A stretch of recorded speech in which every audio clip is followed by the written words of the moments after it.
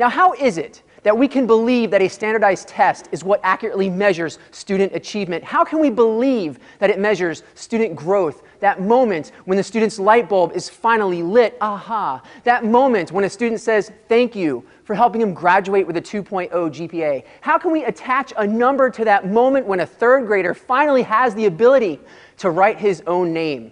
Who, by the way, has been labeled as a failure for himself, his teacher, and his school. Yet we crave education standardization. We believe we need these high-stakes tests because we eat up the misinformation provided by these companies and policies using a false validity of their testing results. Our testing culture begins in elementary school. Colleagues of mine work with third graders who suffer from anxiety from high-stakes testing.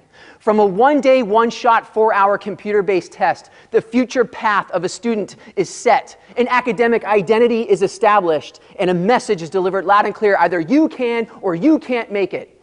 And no matter what the teacher tells the student about how good they are or what talents they have, if the student doesn't score well on that high-stakes test, the third graders know exactly what it means and begin to define themselves.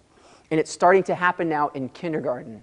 So we continue this barrage of standardized tests, and the students continue failing, and the districts have to continue the next initiatives that can solve the problems. Who is it that manufactures these products? Who creates these solutions? Our supervillain.